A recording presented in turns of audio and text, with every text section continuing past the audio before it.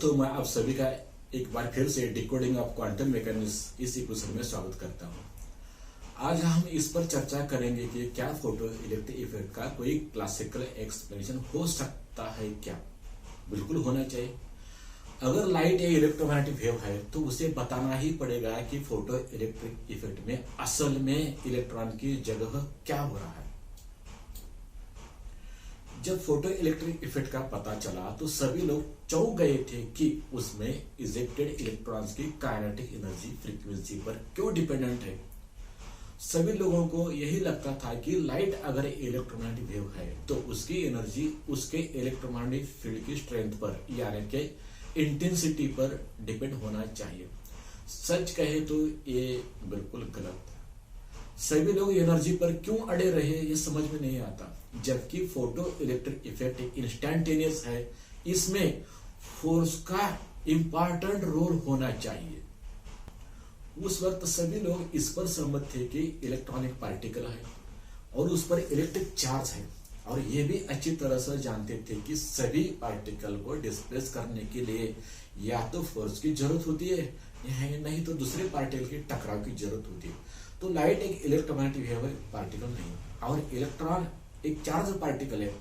तो उस लाइट के इलेक्ट्रोमैग्नेटिक फील्ड्स इलेक्ट्रॉन पर कैसे फोर्स अप्लाई कर सकते थे, इसके बारे में क्यों नहीं सोचे। शायद इस दिशा में गए होते तो फोटो इलेक्ट्रिक इफेक्ट का सही हल मिल सकता था। इस सोचने के बगैर सभी लोग एनर्जी पर क्यों अड़े रहे, ये बड़ी ताज्जुब की बात है। और 100 साल से भी ज्यादा यही बकबक करते जा रहे हैं कि क्लासिकल मैकेनिक्स ये इफेक्ट सुलझा नहीं सकता। इतने दिनों में किसी को भी नहीं लगा कि फोर्स का विचार करना चाहिए। एक कैसी मूर्खता है। जो हो गया सो हो गया। आइए एक मेटल की सतह पर पड़ने वाली लैम्बडा वेवलेंथ वाली लाइट वेव पर विचार करें और पता करें कि यहाँ वहाँ मौजूद इलेक्ट्रॉन के साथ कैसे इंटरेक्ट कर सकती है। अब ये लैम्बडा वेवलेंथ एक ले लिया, तो इसमें सिर्फ इलेक्ट्रिक फील्ड ही कंसिडर करेंगे, क्योंकि electron at metal surface it at rest initially, तो सिर्फ इलेक्ट्रिक फील्ड का ही उस पर इफेक्ट होगा। और ये इलेक्ट्रिक फील्ड धीरे धीरे इधर जा रही, और यहाँ पर जो इलेक्ट्रॉन होगा इसे इंटरेक्ट होगी। समझो वो इलेक्ट्रॉन के यहाँ पे इंटरेक्ट हो रही है, और एक सिचुएशन ऐसी है कि इस इलेक्ट्रिक फील्ड में यहाँ इलेक्ट्रॉन है, तो ये इलेक्ट्रिक फील्ड इस इलेक्ट्रॉन के साथ कैसे बर्ताव करेंगे इसके बारे में हम पहले सोचेंगे। तो इसे थोड़ा सा एक्सप्लोर किया है। तो यहाँ साफ है कि इस इलेक्ट्रॉन के चारों ओर इलेक्ट्रिक फील्ड सिमेट्रिक नहीं है, इसलिए इलेक्ट्रॉन सीधा नहीं जाएगा, बल्कि ये घुमावदार रास्ते पे चलेगा। यहाँ असिमेट्री का असर समझने के लिए हमें न्यूटन के तीसरे नियम को याद करना चाहिए, जो कहता है कि हर एक्शन का एक बराबर उल्टा रिएक्शन होता है। इसका मतलब है कि फोर्स हमेशा आपसी इंटरेक्शन में मौजूद रहते हैं। पहले मुझे बताओ, क्या तुम इससे सहमत हो? तुम शायद थोड़े कंफ्यूज हो गए हो। ये एक आसान बात है, लेकिन मुझे समझ में नहीं आता है कि हमने अपना कॉन्फिडेंस इतना क्यों खो दिया है। ये हम ये स्टूडेंट्स को पढ़ाते हैं तो कंफ्यूज क्यों हो। हमें यह समझना चाहिए कि दो बॉडीज के बीच तभी फोर्स बनता है जब वे एक दूसरे के साथ इंटरेक्ट करें। ठीक है। अब एक इलेक्ट्रोमैग्नेटिक वेव द्वारा एक इलेक्ट्रॉन पर लगाए गए इलेक्ट्रिक फोर्स पर विचार करें। अगर इलेक्ट्रॉन की पोजीशन पर वेव के इलेक्ट्रिक फील्ड E है, तो force F is equal to minus E into capital E होगा, जहां माइनस E ये इलेक्ट्रॉन का चार्ज है, ये एक्शन है।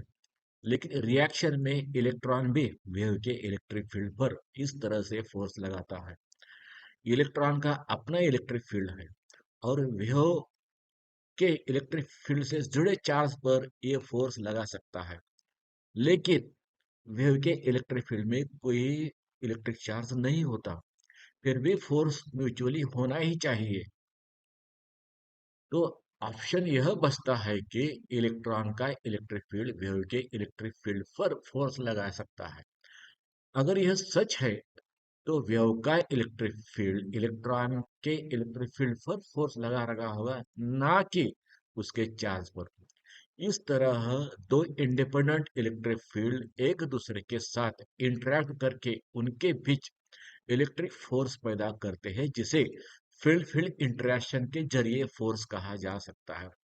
इस तरह इलेक्ट्रिक फोर्स के होने में इलेक्ट्रिक चार्ज का कोई भी रोल नहीं होता। इसके अलावा electric force equation F is equal to Q E इस सिचुएशन को समझने में काफी नई है। इसे इलेक्ट्रिक फील्ड के टर्म से जनरलाइज करने की जरूरत है। अब तक हम ये समझते थे कि इलेक्ट्रिक फील्ड सिर्फ इलेक्ट्रिक चार्ज पर फोर्स अप्लाई करती है, जो बिल्कुल गलत है। सच कहे तो इलेक्ट्रिक फोर्स ये दोनों इलेक्ट्रिक फील्ड्स के इंटरेक्शन से पैदा होता है, जिसमें इलेक्ट्रिक चार्ज का कोई रोल नहीं होता।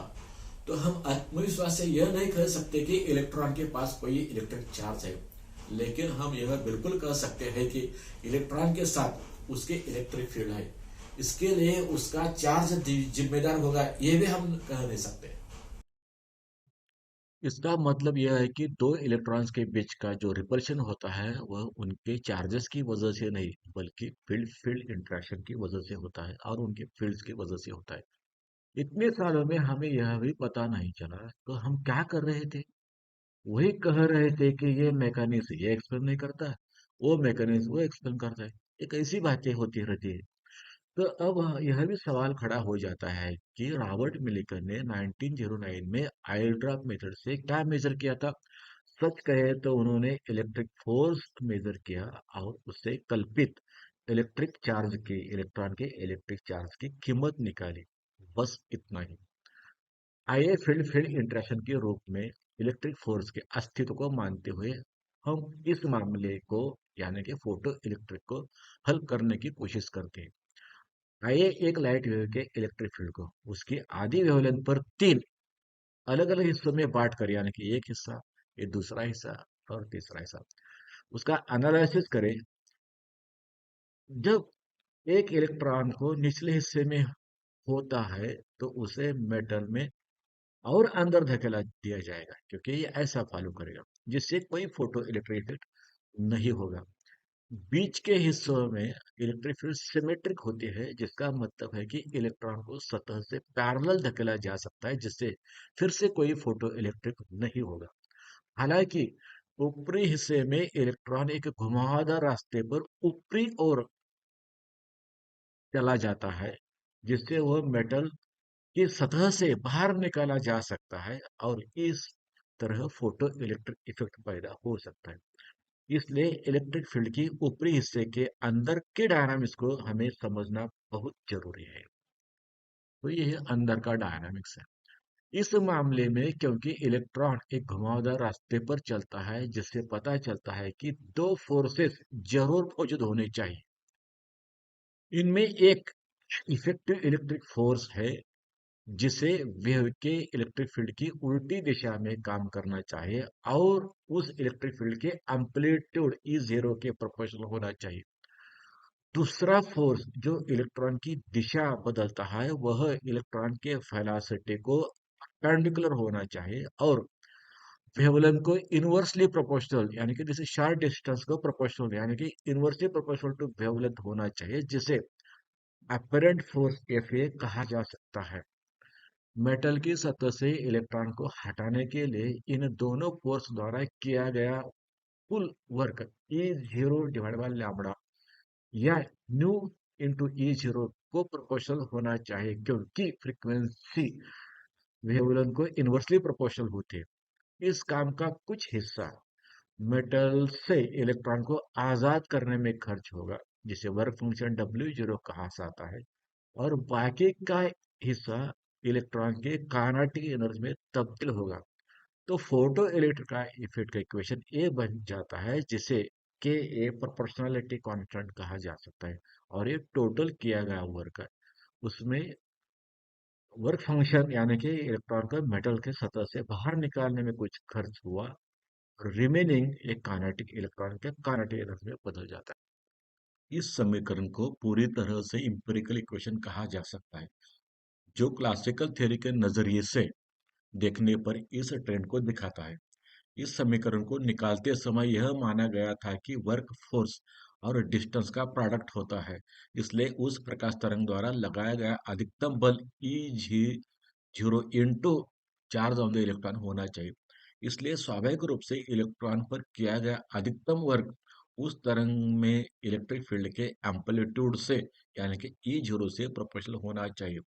इसके अलावा उस इलेक्ट्रॉन द्वारा प्राप्त काइनेटिक एनर्जी की दिशा उस इलेक्ट्रिक फील्ड के समांतर होनी चाहिए, लेकिन अपरेंट फोर्स के कारण उसकी दिशा बदल जाती है और उसे बदलने की दर इस बात पर निर्भर करती है कि उस प्रकाश तरंग की वेवलेंथ कितनी छोटी है या फ्रीक्वेंसी कितनी ज्यादा है। इसलिए उस इलेक्ट्रॉन को धातु की सतह से बाहर निकालने के लिए किया गया वर्क न्यू यानी कि फ्रीक्वेंसी इनटू एम्पलीट्यूड से प्रोपोर्शनल होना चाहिए। निश्चित रूप से अभी तक यह तय नहीं हुआ कि इफेक्टिव इलेक्ट्रिक फोर्स इलेक्ट्रॉन को कितनी दूरी तक प्रभावित करता है। यह संभव है कि इलेक्ट्रिक फोर्स को फील्ड फील्ड इंटरेक्शन के जरिए जनरलाइज बनाने के बाद ही पूरी समझ हासिल होगी, जो एक जटिल मामला हो सकता है। हालांकि आइंस्टाइन के समीकरण में ई जीरो शामिल नहीं था, लेकिन एक बात ध्यान में रखने की जरूरत है। ई जीरो एटम में एक इलेक्ट्रॉन के ऑसिलेशन के कारण पैदा हुई लाइट वेव में इलेक्ट्रिक फील्ड का एम्पलीट्यूड है। हमारा मानना है कि लाइट वेव्स में एटम के अंदर इलेक्ट्रॉन्स को ट्रांजिशन से बनती है, जो एक गलत धारणा है। अगर कोई एटम एक खास फ्रीक्वेंसी की लाइट वेव्स निकालता है, तो इसका मतलब है कि उस एटम के अंदर कम से कम एक तो इलेक्ट्रॉन उस वेव की फ्रीक्वेंसी से ऑसिलेट होना चाहिए। इसके अलावा किसी भी इलेक्ट्रॉन का इलेक्ट्रिक फील्ड हमेशा फिक्स होता है, इसलिए उनसे बनने वाले लाइट वेव में इलेक्ट्रिक फील्ड की एम्पलीट्यूड हर लाइट वेव के लिए शायद फिक्स और एक जैसी हो सकती है, चाहे उसकी फ्रीक्वेंसी कुछ भी हो। इसका मतलब है कि के ई जीरो आइंस्टाइन के समीकरण के अनुसार एच के प्रोडक्ट के बराबर हो सकता है। और अब यह बहुत संतोषजनक है कि प्लैंक का कांस्टेंट एच किसी फिजिकल चीज से जोड़ा जा रहा है, नहीं तो अब तक उसका कोई आधार नहीं था।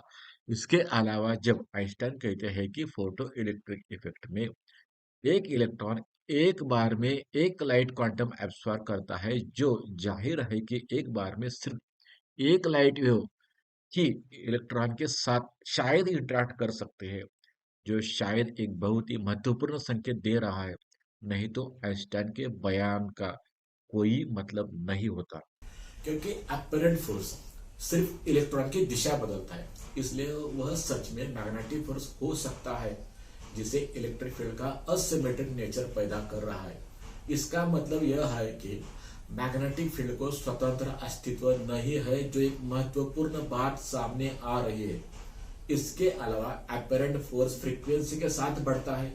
इसका मतलब है कि अगर किसी इलेक्ट्रोमैग्नेटिक वेव की फ्रीक्वेंसी बढ़ाई, तो उसमें लगने वाला मैग्नेटिक फोर्स भी बढ़ना चाहिए, जो फोटो इलेक्ट्रिक इफेक्ट का मुख्य कारण हो सकता है। इसके अलावा जहां वेव में इलेक्ट्रिक फील्ड मैक्सिमम होती है, वहां अपरेंट फोर्स जीरो होता है, जिसका मतलब यह है कि मैग्नेटिक फोर्स भी वहां जीरो होना चाहिए।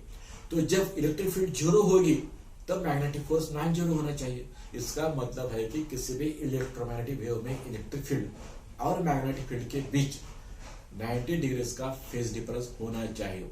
ये सब मौजूदा इलेक्ट्रोडायनामिक्स के खिलाफ जा रहा है, क्योंकि वह कहता है कि मैग्नेटिक फोर्स मैग्नेटिक फील्ड की स्ट्रेंथ पर निर्भर करता है, और स्पेस में प्रोपेगेट होने वाले किसी भी इलेक्ट्रोमैग्नेटिक वेव इलेक्ट्रिक फील्ड और मैग्नेटिक फील्ड के बीच जीरो फेज डिफरेंस होता है। अगर ऐसा हुआ तो बहुत गड़बड़ी मच जाएगी। इस पे तो किसी का भी विश्वास नहीं बैठ पाएगा। पहले तो इलेक्ट्रोडायनामिक्स खतरे में पड़ जाएगा, क्योंकि असल में मैग्नेटिक फील्ड का कोई भी भौतिक अस्तित्व नहीं है, तो उसका आधा हिस्सा यानी कि मैग्नेटिज्म की पूरी थ्योरी कटघरे में खड़े हो जाएगी। सवाल तो ये भी उठेंगे कि हम अब तक उससे क्यों लेकर घूम रहे थे, आज तक हमें उसके अस्तित्व पर कोई शक क्यों नहीं हुआ। होना तो चाहिए था। जब मैग्नेटिक मोनोपोल्स का इस विश्व में कोई भी अस्तित्व नहीं है, तो भी मैग्नेटिक फील्ड अस्तित्व है। इसका मतलब कहीं उसे समझ में गलती तो नहीं हो रही, इसमें सोचना चाहिए था। ये सवाल हमारे मन में पहले ही पैदा होना था, लेकिन हम तो सालों साल मैग्नेटिक मोनोपोल्स ढूंढने में लगे रहे। इसका कारण यह है कि हम विश्व के नियमों को और वार्ता को सही समझने के बजाय उसे गणितीय समीकरणों में बांधने में ज्यादा दिलचस्पी लिए और उस पर हम ज्यादा गर्व महसूस करते आ रहे हैं। क्वांटम साइंस में कहावत है friends, shut up and calculate. Very good, क्या बात है। मुंह बंद करने की ये बड़ी अच्छी तरकीब है। अब तो हमें इसका भी अंदाजा नहीं है कि हम कैसी कैसी बातें कर रहे हैं। चलो हम पहले देखते हैं कि हम कोई एक्सपेरिमेंट डिजाइन कर सकते हैं क्या जो वेरीफाई करेगा कि इलेक्ट्रोमैग्नेटिक वेव की फ्रीक्वेंसी बढ़ाई तो मैग्नेटिक फोर्स बढ़ना चाहिए और बढ़ता है, और सही में इलेक्ट्रिक फील्ड और मैग्नेटिक फील्ड में कोई फेज डिफरेंस होता है क्या। के लिए हमें यह समझना होगा कि एक इलेक्ट्रिकल एंटेना से पैदा हुई इलेक्ट्रोमैग्नेटिक वेव की मौजूदगी में कैथोड रे ट्यूब यानी कि सीआरटी कैसा व्यवहार कर सकती है। तो यहाँ पे इलेक्ट्रिक फील्ड देखा है और वो कई सेक्शन में बांट दिया है इसको। सेक्शन ऐसे में इलेक्ट्रॉन बीम के इलेक्ट्रॉन्स धीमे हो जाते हैं, डिसलेट हो जाते हैं, इसीलिए वो स्ट्रांग इलेक्ट्रिक फील्ड की तरफ धकेले जाए। पॉइंट बी डी और एफ पर इलेक्ट्रिक फील्ड सिमेट्रिक है, इसलिए इलेक्ट्रॉन डिप्लीट नहीं होंगे। सेक्शन सी में इलेक्ट्रॉन एक्सेलरेट हो रहे हैं तो उन्हें वीक और कम यानी कि कमजोर फील्ड की तरफ धकेला दिया जाएगा। इसके अलावा ये इलेक्ट्रॉन का जो डिफ्लेक्शन मिल रहा है वो वेवलेंथ से इनवर्सली प्रोपोर्शनल होना चाहिए, और इसलिए दिए गए एम्पलीट्यूड ई जीरो के लिए वेव की फ्रीक्वेंसी के सीधे प्रोपोर्शनल होना चाहिए। इसे एक्सपेरिमेंट से वेरीफाई किया जा सकता है। अब अगर सीआरटी वाई बीम के इलेक्ट्रॉनों को डिफ्लेक्शन पर मैग्नेटिक फोर्स इक्वेशन लागू करते हैं तो यह मैग्नेटिक फील्ड का अपेक्षित वेव फॉर्म मिलेगा, जैसा कि यहाँ दिखाया गया है। यह साफ तौर पर इलेक्ट्रिक फील्ड और मैग्नेटिक फील्ड वेव के बीच 90 डिग्रीज का फेज डिफरेंस दिखाता है, जिसकी उम्मीद फॉर्मल क्लासिकल इलेक्ट्रोडायनामिक्स से नहीं की जा सकती। इससे पता चलता है कि हम एक्सपेरिमेंटल प्रूफ पाने के लिए एक एक्सपेरिमेंट तो डिजाइन कर सकते हैं। इसके लिए हम जरूरी फ्रीक्वेंसी और जरूरी स्ट्रेंथ के इलेक्ट्रोमैग्नेटिक वेव बनाने के लिए एक इलेक्ट्रिक एंटेना का इस्तेमाल कर सकते हैं। हमें फील्ड की स्ट्रेंथ को एक जैसा रखते हुए उसकी फ्रीक्वेंसी बदलने में सक्षम होना चाहिए। इलेक्ट्रिक फील्ड की स्ट्रेंथ और इमेजिनरी मैग्नेटिक फील्ड की स्ट्रेंथ को टेस्ट करने के लिए या नापने के लिए दो सीआरटी का इस्तेमाल भी किया जा सकता है। सही रिजल्ट पाने के लिए सीआरटी का डायमेंशन का इस्तेमाल करके इलेक्ट्रोमैग्नेटिक वेव की जरूरी फ्रीक्वेंसी रेंज सेट की जा सकती है। तो एक्सपेरिमेंटल सेटअप फ्रीक्वेंसी बढ़ने से मैग्नेटिक फील्ड या मैग्नेटिक फोर्स बढ़ता है ये चेक करने के लिए यहाँ पे दिखाया गया है। यहाँ पे इलेक्ट्रिकल एंटीना है, वहां से पैदा हुई इलेक्ट्रोमैग्नेटिक वेव है। यहाँ पे दो सीआरटी यूज किया है। सीआरटी एक्स जो इलेक्ट्रिक फील्ड का डिफ्लेक्शन यह देगा, यानी कि इलेक्ट्रिक फील्ड के लिए रिस्पॉन्स देगा। दूसरा है सीआरटी वाई जो परपेंडिकुलर टू मैग्नेटिक फील्ड, ये मैग्नेटिक फील्ड का रिस्पॉन्स देगा। तो सीआरटी एक्स द्वारा दिया गया डिफ्लेक्शन वेव को इलेक्ट्रिक फील्ड स्ट्रेंथ को प्रोपोर्शनल होगा, यानी कि इसको इसका उपयोग करके इलेक्ट्रिक फील्ड स्ट्रेंथ को कांस्टेंट सेट किया जा सकता है और सीआरटी एक्स के कांस्टेंट डिफ्लेक्शन को बनाए रखते हुए वेव की फ्रीक्वेंसी बढ़ाई जा सकती है, जो अभी इस एक्सपेरिमेंट में जरूरी है। सीआरटी वाई फॉर्मल इलेक्ट्रोडायनामिक्स के अनुसार मैग्नेटिक फील्ड स्ट्रेंथ पर रिस्पॉन्स देगा ये डिफ्लेक्शन। अब हम यह चेक कर सकते हैं कि क्या यह बढ़ती फ्रीक्वेंसी के साथ उम्मीद के मुताबिक बढ़ता है क्या। अगर ये बढ़ गया तो समझो कि ये असिमेट्री की वजह से बढ़ रहा है, क्योंकि फॉर्मल इलेक्ट्रोडायनामिक्स इसे परमिशन नहीं देता। तो इससे ये भी पता चलेगा कि फोटो इलेक्ट्रिक इफेक्ट के लिए इसकी असिमेट्री जिम्मेदार है। और दूसरा है कि ये दोनों में कुछ फेज डिफरेंस है क्या नहीं। ये चेक करने के लिए सेम सेटअप यूज करते हैं। सिर्फ इसे एक रैंप सिग्नल जो कॉमन है वो दोनों को दिया जाना चाहिए। इस सीआरटीएस को यहाँ पे दे तो ये वेव पैदा करेगा, और सीआरटी वाई को ये इस दोनों प्लेट को दे देगा तो ये वेव पैदा कर देगा। इस दोनों वेव को अगर हम स्टडी करें तो पता चलेगा कि दोनों में फेज डिफरेंस है क्या नहीं। और यही फेज डिफरेंस चेक करने के लिए उसी एंटेना का सिग्नल सीआरटी को भी दे सकते हैं, जिससे यहाँ पे लिसाजस पैटर्न प्राप्त किया जा सकता है। अगर एक सीआरटी पर सीधी लाइन और दूसरे सीआरटी पर इलिप्स या आ गया तो समझना है कि दोनों में 90 डिग्रीज का फेज डिफरेंस है। तो इससे पता चल गया कि दोनों में फेज डिफरेंस है क्या नहीं। तो दोस्तों वर्तमान इलेक्ट्रोडायनेमिक्स बताता है कि इलेक्ट्रोमैग्नेटिक वेव में इलेक्ट्रिक फील्ड और मैग्नेटिक फील्ड में जीरो फेज डिफरेंस होता है जो यहाँ पे बताया। जब हम आप भी बताए हुए एक्सपेरिमेंट कंडक्ट करेंगे तो वह बिल्कुल यह बताए कि दोनों में 90 डिग्रीज का फेज डिफरेंस है। असल में ये जो मैग्नेटिक फील्ड है वो मैग्नेटिक फोर्स वेव में इलेक्ट्रिक फील्ड के असिमेट्रिक की वजह से पैदा हो रहा है। तो इलेक्ट्रोमैग्नेटिक वेव में सिर्फ इलेक्ट्रिक फील्ड होगी जो यहाँ पे दिखाए है। अब फोटोन का पोलराइजेशन मेजर कर रहे हैं तो वो सिर्फ ये इलेक्ट्रिक फील्ड का पोलराइजेशन मेजर कर रहे हैं। इससे क्या हासिल होगा तो आप सोच सकते हो। इससे यह साबित हो जाएगा कि मैग्नेटिक फील्ड अलग से मौजूद नहीं है। यह साबित हो जाएगा कि इलेक्ट्रिक फील्ड ही मैग्नेटिक फोर्स बनाने के लिए जिम्मेदार है। इसलिए यह भी साबित हो जाएगा कि यूनिवर्स में मैग्नेटिक मोनोपोल्स नहीं मिलेंगे जिनकी तलाश में बहुत सारे लोगों ने अपनी जिंदगी बर्बाद की है। अब उनकी जिंदगी की भरपाई कैसे होगी, यह कितना भयानक होगा। अगला सवाल यह होगा कि क्या इलेक्ट्रिक फील्ड का असिमेट्रिक कंपोनेंट मैग्नेटिक फोर्स पैदा करने के लिए जिम्मेदार है या दो इंडिपेंडेंट इलेक्ट्रिक फील्ड के पैरेलल और टैंजेंशियल कंपोनेंट के बीच पैदा हुआ फोर्स मैग्नेटिक है।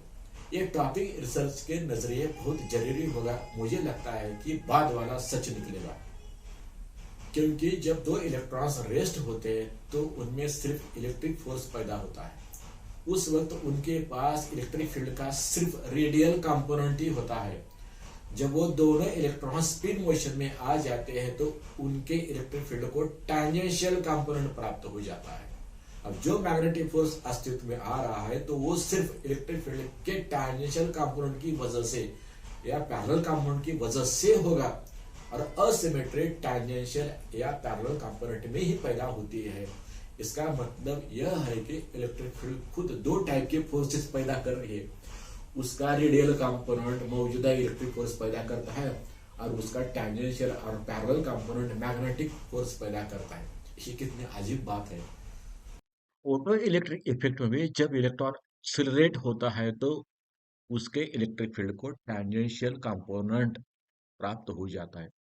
और लाइट वेव के इलेक्ट्रिक फील्ड में तो पहले से ही टैंजेंशियल कंपोनेंट है। मतलब जो मैग्नेटिक फोर्स वहां पैदा हो रहा है वो इस दोनों की वजह से पैदा हो रहा होगा शायद। इसका मतलब है कि मैग्नेटिक फील्ड अलग से मौजूद नहीं है। यह बात हमको पहले से ही पता होनी चाहिए थी जब मैग्नेटिक मोनोपोल्स की गैर मौजूदगी में मैग्नेटिक फील्ड का मैथमेटिकल फॉर्मुलेशन किया जा रहा था। अब ये सोचना था कि यूनिवर्स में कितने तरह के फील्ड एक ही साथ मौजूद हो सकते हैं। असल में इस यूनिवर्स में सिर्फ एक ही फील्ड अस्तित्व में आ सकती है और अगर वो इलेक्ट्रिक फील्ड है तो कोई दूसरी फील्ड नहीं हो सकती। यहाँ तक कि ग्रेविटेशनल फील्ड भी। साधारण बातें भी यह साफ कर देती है कि हमने मैग्नेटिक फील्ड के बारे में कितने अजीब तरीके से सोचा है, लेकिन किसी ने इस पर ध्यान नहीं दिया, जैसा कि सीधे या स्ट्रेट करंट से पैदा होने वाले मैग्नेटिक फील्ड के मामले में होता है। अब सीधे करंट ने पैदा हुए मैग्नेटिक फील्ड के बारे में सोचते हैं। We know that a magnetic field has an effect of electric current. बिल्कुल वो तो सही बात है। If any electric current flows in a straight line in this direction. Actually, electrons are flowing in this direction. How can its effect be circular? ये तो बहुत आश्चर्यकारक बात है। It must be straight, may or parallel to the current, maybe in this direction or in this direction, which suggests that the current may be producing parallel electric field. This means that the force between two parallel currents is not due to their magnetic fields, but rather to their parallel electric fields. ऐसा हो सकता है, इसके बारे में सोचना बहुत जरूरी है। अगर ऐसा हो गया तो अर्थ के बाजू जो मैग्नेटिक फील्ड हम अभी तक सोचते हैं ऐसी होगी क्या? बिल्कुल नहीं होगी। अगर straight current parallel electric field पैदा करता है तो इसका मतलब है कि अर्थ का जो मैग्नेटिक फील्ड लगा इसका स्ट्रक्चर ऐसा सर्कुलर होना चाहिए। और इसको दो कोन्स होने चाहिए, एक इलेक्ट्रिक कोन, यहाँ पे फील्ड कोन, और इस कोन के सरफेस पे इलेक्ट्रिक फील्ड ज्यादा होना चाहिए, यानी कि मैक्सिमम होना चाहिए। यहाँ पे सरफेस पे इलेक्ट्रिक फील्ड मैक्सिमम होना चाहिए। तो ये इसके बारे में भी हमें सोचना चाहिए, और इसका जो प्रूफ है, ये प्रूफ यहाँ पे हमें मिलता है। ये अर्थ का अरोरा है। ये अर्थ का अरोरा सर्कुलर है। इसका मतलब है कि ये सरफेस के कोन पे अरोरा एक्टिविटीज ज्यादा हो रही है। ये सैटर्न का अरोरा है। इसका मतलब है कि सैटर्न का जो मैग्नेटिक फील्ड जो बोलते हैं वो नहीं है, उसको इलेक्ट्रिक फील्ड है, उसको दो कोन है ऐसे, और उस कोन के सरफेस पे इलेक्ट्रिक फील्ड ज्यादा है और मैक्सिमम है।